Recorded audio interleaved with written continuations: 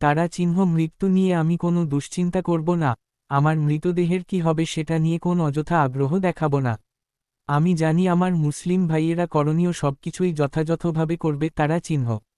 তারা প্রথমে আমার পরনের পোশাক খুলবে, আমাকে গোসল করাবে, তারপর আমাকে কাফন পরাবে, আমাকে আমার বাসগৃহ থেকে বের করবে।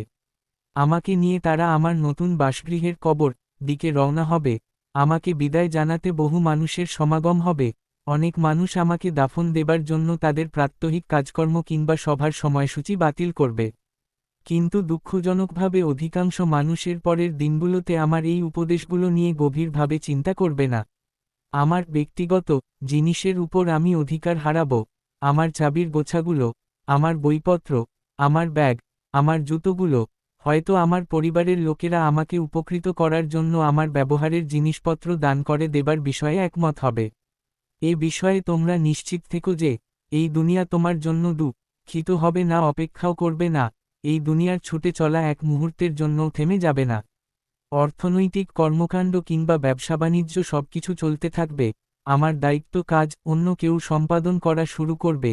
আমার ধনসম্পদ বিধিসম্মতভাবে আমার ওয়ারিসদের হাতে চলে যাবে। অথচ এর মাঝে এই সম্পদের জন্য আমার হিসাব নিকাশ আরম্ভ হয়ে যাবে। ছোট এবং বড় অনুপরিমাণ এবং কিয়দংশ পরিমাণ সবকিছুর হিসাব। আমার মৃত্যুর পর সর্বপ্রথম যা হারাতে হবে তা আমার নাম। কেননা যখন আমি মৃত্যুবরণ করব, তারা আমাকে উদ্দেশ্য করে বলবে, কোথায় লাশ? কেউ আমাকে আমার নাম ধরে সম্বোধন করবে না। যখন তারা আমার জন্য জানাজার নামাজ আদায় করবে, বলবে, জানাজা নিয়ে আসো। তারা আমাকে নাম ধরে সম্বোধন করবে না।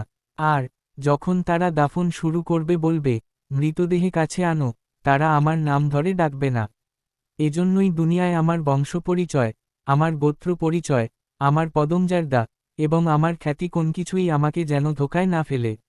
এই দুনিয়ার জীবন কতই না তুচ্ছ, আর যা কিছু সামনে আসছে তা কতই না গুরুতর বিষয়।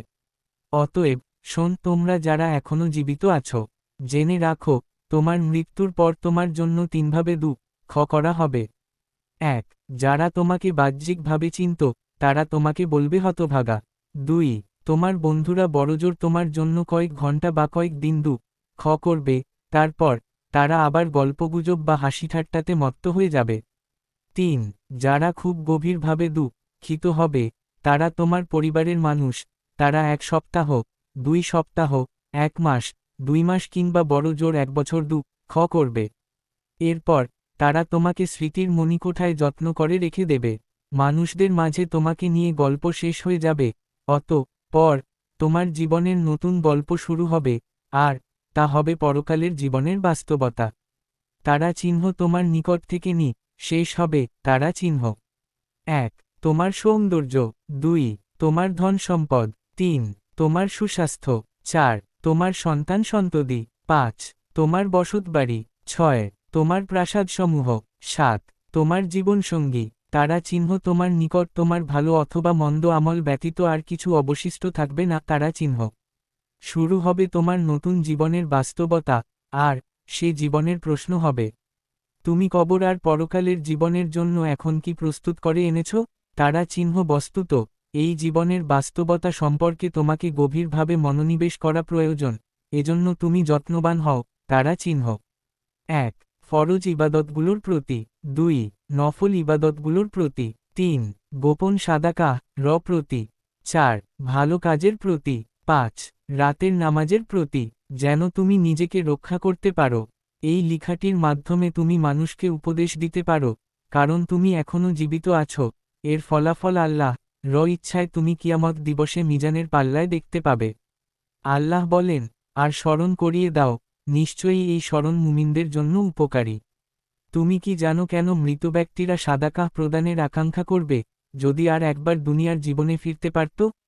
তারা বলবে, হে আমার রব, যদি তুমি আমাকে আর একটু সুযোগ দিতে দুনিয়ার জীবনে ফিরে যাবার, তাহলে আমি অবশ্যই সাদাকাহ প্রদান করতাম। 63-10।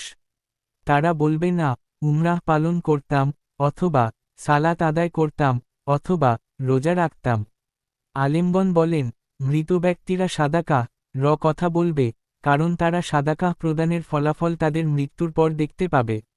আর গুরুত্ববহ এই সাদাকাহ কাজটি তুমি এখনই এই কথাগুলো ছড়িয়ে দিয়ে মাত্র 30 সেকেন্ড সময় ব্যয় করে করতে পারো, যদি তোমার উদ্দেশ্য হয় এর মাধ্যমে মানুষকে উপদেশ প্রদান করা। কারণ উত্তম কথা বলা হলো এক ধরনের সাদাকা। উত্তম কথা মানুষের মধ্যে ছড়িয়ে দেওয়া হলো এক ধরনের সাদাকা। লেখক আব্দুল্লাহ জারাল্লাহ রাহি। তারা চিহ্ন আল্লাহুমা সাল্লি ওয়া সাল্লিম ওয়া বারিকা লা মুহাম্মাদ আলহামদুলিল্লাহি রাব্বিল আলামিন। তারা চিহ্ন